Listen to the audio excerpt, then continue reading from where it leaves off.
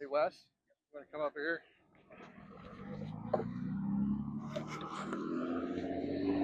Hopefully, I'm not messing too much with this.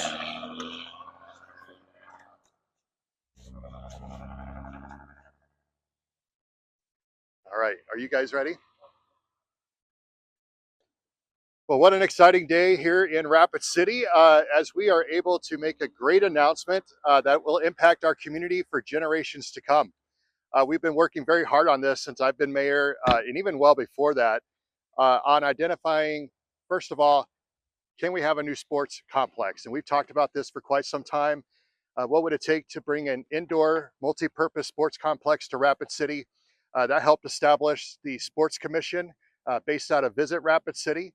And then there's been a lot of work with community partners to really look at, is this a possibility? And this is something behind the scenes we've been working very hard on.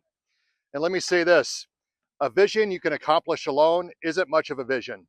It takes an entire community to make something happen. And that's what this is about today.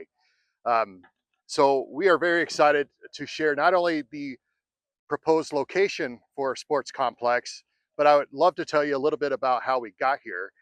And I have with me today a few community partners. These aren't everybody, but they're part of our strategy and our announcement here today. And it's kind of a unique story. Uh, First, we have Pete Lean from Pete Lean and Sons. We have D'Amico Rodriguez from the Sports Commission, and Wes Ashton from Black Hills Energy. Now I'm going to give you a little bit of an overview of how we got here, and then I'm going to allow each of them to speak, and then I'm going to wrap it up and talk about next steps. So as we were, brainstorming how do we bring this to life, one of the things we looked at was obviously the location. And with the location, it really means a lot of growth, a lot of activity around that. As mayor, one of the cool things I get to do is I get to be in conversations with people making big things happen. So I think it was over a year ago, correct me if I'm wrong, Wes, when Black Hills Energy said, Mayor, we would like to invest in a new generation station called Lane 2 in Rapid City. It ended up being a $280 million investment that is right here in the city limits of Rapid City. That really helps with the future energy needs of our community, our state, and even into Wyoming. It was a pretty big deal, and that was really exciting. I said, that's incredible. Then I'm in other conversations with D'Amico Rodriguez, and we had this idea and this dream of a sports complex, but how the heck are we going to pay for it? What are we going to do? How do we bring this to life? And what should it look like? And we're still working on those details, but we have that big project. And then we have a great community partner in Pete Lean and Sons. And we know they've done a lot of investments here in our community and the surrounding area, and looking at some of the ideas that they have. And what it really amounted to was, how do you take all of these things together, and could all of these work together to help bring this to life? So internally, I dubbed this Project Catalyst. And the catalyst was this. We had a $280 million investment from Black Hills Energy. How could we leverage that investment, tie it to the sports complex to help fund it? Not all of it, but a good portion of it. And thanks to the help of our city staff, Daniel Ainsley, Mike Dugan, Vicki Fisher, and others, we really started to look at, is that possible? And then it's a matter of, where would that be? So one tool that we have, really one of the few tools that we have in South Dakota, are tax increment districts, where we can take the property value of a big investment like Black Hills Energy, and how do we draw a boundary that extends to a good location for the sports complex? And there are rules around that, and we do it according to the rules. And our team here at the city and everyone got together and said, this is how we can do it. And so we actually have a TIF district we're presenting to the Planning Commission that will go from the Black Hills Energy side off of Deadwood Avenue. It contiguously comes all the way over here to help with some of the funding for the sports complex. It's really exciting. And that's where Pete Lean and Sons comes in, because where are you going to put this? There are several, we've looked at several locations. There have been many that have been vetted, but one thing about this location is it's near hotels, dining, shopping, off of the interstate. It really is a great location. It's infill development. It's already in the city limits of Rapid City. There's some infrastructure improvement that needs to take place out here, but it is very possible. And that's where Pete Lean and Sons came in, because they actually had land available. And so with Project Catalyst, what I think it reveals is what happens when many entities work together. They say that teamwork makes the dream work. And that's exactly what this is. And it's going to take more teamwork to bring it forward, other partners, definitely approvals from the city council, and really wide ranging community support. Because at the end of the day, this is about investing in the next generation. This is about making sure Rapid City is where kids thrive and families flourish. We love the idea that we are able to have multi-day tournaments and visitors coming from all around the region and all around the nation to Rapid City year-round to enjoy our sports complex. And so it's really exciting. It's a great day for Rapid City to finally make this announcement of the proposed location. It's the first of several that we will have moving forward. Not everything is ironed out, but we do believe that it's time for the public to know what is going on and what we're thinking, and they will be with us every step of the way. So with that, I would like to turn it over to Pete Lean from Pete Lean and Sons to talk a little bit about their community partnership and the motivation behind them donating this 22.7 acres of land for the sports complex concept. Pete. Thank you. Thank you. Appreciate it, Mayor. We were happy to be part of this process and honored to be requested to help through donation. We're an 80-year-old family business, and the founding three founders, Pete Lynn and Sons, and my 8 siblings, and my children, my grandchildren, my nieces and nephews. Sports is an important part to all of them. And so we really want to be a good corporate citizen and do our part, because Rapid City's been so good to us. And so we were happy to agree to help this great concept and opportunity for Western South Dakota come to be. So humbled and happy to be part of that project. Thank you. Here, I'll introduce you. Next up, I want to invite D'Amico Rodriguez from the Rapid City Sports Commission. And, you know, D'Amico has been a champion for this. His passion is infectious. His leadership is greatly appreciated. And I look forward to continuing to work with him to bring this idea to life. So, D'Amico. Thank you. Again, this has been 2 years in the making since the Sports Commission's inception. A lot of conversations with community leaders, community partners, to get to this point. And like the mayor said, this is just the tipping point. There's a lot of work that needs to be done. We're thankful for the support of the Rapid City hotel owners. There's some funding mechanisms that we don't have to put the burden on the Rapid City citizens to help fund this complex. The Visit Rapid City and the leadership at Visit Rapid City has been a great supporter of the Sports Commission. This makes us competitive in the region when it comes to sports, particularly in the off season. Post-COVID, sports has been a huge driver in the region. And now we are able to step up our game. Again, it's not just about the visitors, it's about investing in our kids. And that's the one piece that all parties here believe in, is it is about investing in our kids. This is just the start, and look forward to working with everybody, and glad to see Rapid City moving forward.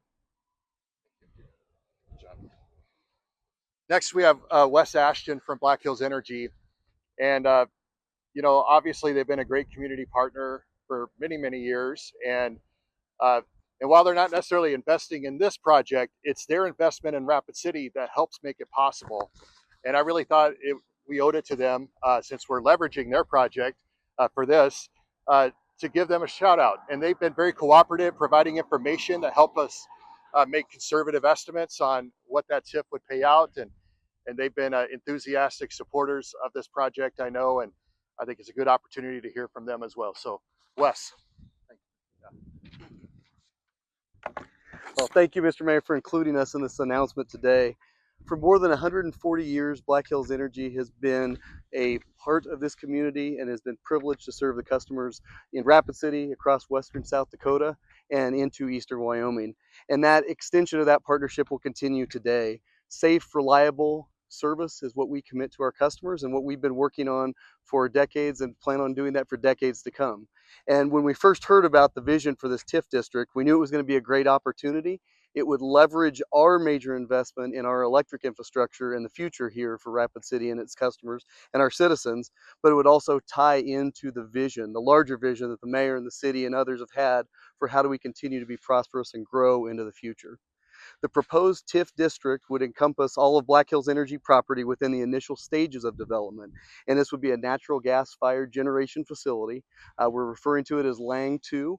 Lang 2 will replace older generating units that have been located here and serving our customers since the 1960s. And so as our old plants go offline and we reinvest in our new system for the future, this will allow us to make sure that we have good, solid baseload generation for our customers here for decades to come. We're beginning construction soon, and we'll have this planned to be online, used and useful for our customers, and serving our customers by the second half of this next year. On behalf of over 750 on behalf of over 750 employees that are proud to serve our customers here in Rapid City, Western South Dakota, and beyond, I want to thank you for the opportunity here. Grateful for the partnership with the city and the vision of our mayor as we go forward with this exciting project. Thank you. So where do we go from here? Well, as I said from the start, a vision you can accomplish alone isn't much of a vision. It's going to take the help of the community and actually some action from the city council coming up. And so we will have a few items coming before the city council soon that they will need to decide on. First, recently we allocated $12 million of vision funds to 14 different projects. We had an amazing vision fund committee who did a lot of work. In their presentation, one of the points that the chairman, John Kaiser, pointed out was that they agreed that this sports complex needs to happen. And so they gave a strong, overwhelming support and endorsement for this project. And so what I'm going to do is we've been pretty fortunate that we actually have a plan to bring forward to the city council of $5 million towards this sports complex. And that is using unallocated vision funds. What that means is the previous 5 years, we underestimated how much vision funds we were going to collect. So we actually collected more than we anticipated. So where can we put that to use and to get this project going? Well, we think a good investment would be to address the sports complex and put in the first investment into it outside of the land donation. The total construction cost is anticipated to be around $55 million for the sports complex. So, that's a good start. Two, the next thing we're going to ask is for the approval of a second hotel bid fee, a business improvement district fee of $2 a night on hotel rooms. What this will do is it'll bring more capital to begin construction of this project. In addition, it will provide the ongoing operational revenue needed to keep it going. So that's going to be a big thing because it's one thing to get it built, it's another thing to have revenue coming in to keep it going. And that's what that second hotel bid fee will be. We've been pretty fortunate that the hoteliers in Rapid City have been supportive of that, and we're very grateful for their support. Of course, it's a win-win for everybody. The more visitors we draw in, the more their hotel rooms are filled up, and we want to see a visitor industry that is active year-round. The sports complex help makes that happen. And three, the approval of the TIF district we call the Catalyst District. And that's a big one because that's going to provide a significant portion of the funding to bring this to life. And there are other funding sources that will include other community partners and stakeholders that we'll announce at different times when they are appropriate. We're also looking at other funding mechanisms to bring this to life. So really what we've done is put a funding plan together that uses a lot of different sources of revenue to help us achieve the $55 million without overwhelming our individual taxpayers and our residents here in Rapid City. So it's a pretty ambitious plan. It's a creative plan. It's a doable plan if we work together. So that's some big stuff for the council to consider this summer. That's on their plate. And of course, it'll all begin with that $5 million allocation for vision funds. It will include a second hotel bid fee, and it will include the approval of this TIF district to get the ball rolling so that we can leverage the Black Hills Energy project. And so it's a pretty exciting time. But look at this. Someday behind us is going to be some pretty exciting developments, and we can't wait. And that's why we're here today. The before and after will be pretty fun to stand on this corner and say, what will this look like, down the road? And so there's a lot of work to do. There's a lot of, we have a lot of proposals and intentions. Nothing official, but we're announcing our intentions today. And today I think is a good day because we get to announce the proposed location to the community, as well as some next steps. That's right. They're excited. So with that, I'm available to answer any questions. I'm sure these gentlemen are available for questions as well. I guess my question first for Black Hills Energy, this power generator location, is that going to be north of the interstate then? Yes, our Lang 2 facility is getting ready to break ground just north of I-90, right behind the Harley-Davidson dealership that's familiar to many folks. We actually have an existing site referred to as Lang 1. So we've acquired the land adjacent to that facility over the last year, and now we'll begin construction. And then I saw multiple fields on the sports dimension. Will you guys unveil everything once it's all built together, or will you show it one at a time? Are you referring to the energy side or the overall project? Okay. Well, I'll have D'Amico come up here with me. So your question, are we going to unveil one at a time, like concepts and things like that? Is that conceptual drawings? Well, do you want to speak to that? Yeah, we've already done some conceptual drawings through the Vision Fund process. That's kind of how the presentation went. We know it's going to be a few things. We know for sure it's going to be an indoor turf soccer field, and also 8 indoor basketball courts that are convertible to volleyball and pickleball. That we know is going to be inside the space. We still need to vet the needs of the community and still put more pieces to the puzzle together, but that's what we know right now. The rest will come up as these deadlines are met and these decisions are made. We'll continue that process as we go. So to answer your question originally, when we get the final conceptual piece, we'll unveil it to everybody once those are defined. I would say this, if we're going to do it, we might as well do it right. And so that's one thing we're looking at is as we start to get beyond concept and getting into the design and engineering and really leveraging, maybe some other ideas, how can we get the most bang for the buck? And I think that's something that we're pretty committed to. So while we have the initial concept and the initial estimate of what it would take to bring that concept to life, we're going to figure out what's the most we can do with those funds. And so it might mean even more, but those are going to be the big things. Yep. And it's multi-purpose, so it's Correct. going to be able to be used. Our hope is that it's going to be used every weekend or longer for visitors, but during the week that locals will be able to enjoy it, practice, play games, compete, whatever the case may be. So it's going to be one of those things that not only is good for the economic impact of Rapid City, but even more the quality of life for Rapid City. Because at the end of the day, that's who it's about. It's about Rapid City. It's for Rapid City. And we will certainly put out the welcome mat here with this sports complex. But yeah. I didn't see any pre-plans, but is it going to be limited to just like soccer, volleyball, basketball, or is it going to be more like for football, baseball, things like that? Possibly, I know you're kind of. It's the whole point of new developments like this is flexible space. It needs to be convertible to be to meet the needs of the community, and so all sports are on the table. The best thing about it is an indoor soccer space is the largest turf space that you can have, and it can be divvied up to meet the needs of different sports. So yes, it can be a little bit of everything for everyone.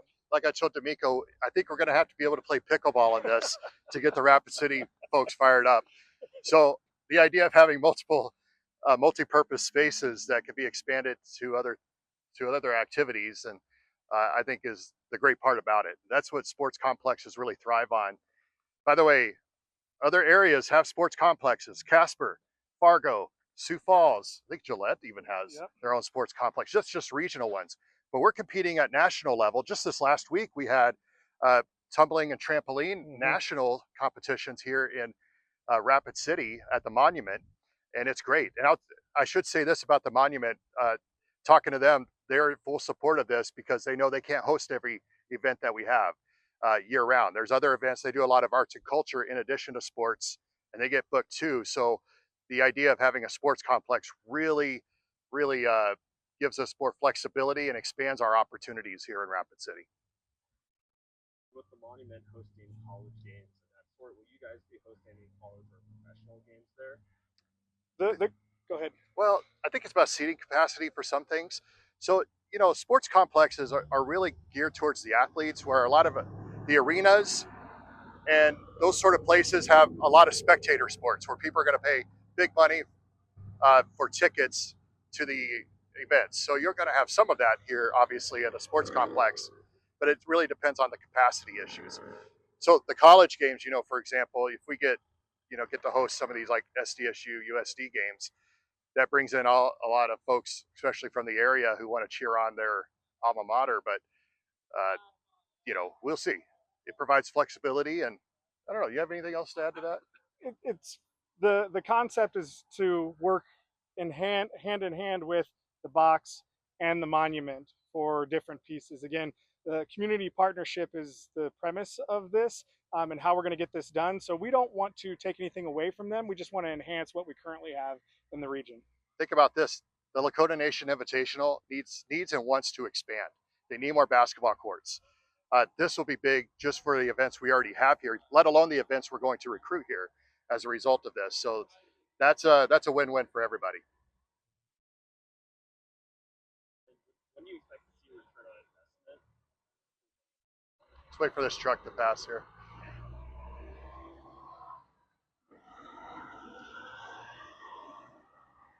There's a reason why these complexes are owned by governments. They're not big, giant money makers. So, a portion of this, of course, will have revenue coming in, not just from the second hotel bid fee, but from, ticket sales, concessions, those sorts of things for the ongoing operations. And that stuff we'll figure out later. Uh, in my mind, the investment is much larger than the price tag. It's going to be about the impact on the youth of our community. It's kind of like saying, when will the park see an ROI? Well, they're for our enjoyment too. So this is one of those that are like that, where you certainly want to offset as much of the expense as possible. And we hope to have great professional management to help make that happen, to really maximize our investment in this area, but also recognize there's a quality of life aspect to it, and it needs to be open to citizens, even if it's not as profitable. And so that's stuff I think we're going to have to figure out as we move forward. It's a good question, though.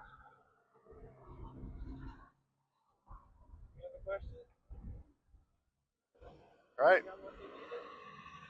Well, it's a great day for Rapid City. Thanks for being here. I think this is going to be a tremendous journey that we're going to take. It's going to have a long and winding road, I'm sure. Yeah. But I think you got to start somewhere.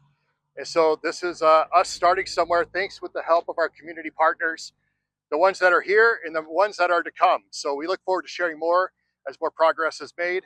But thank you all for taking the time to be here today, and we look forward to delivering for Rapid City. All right, thanks.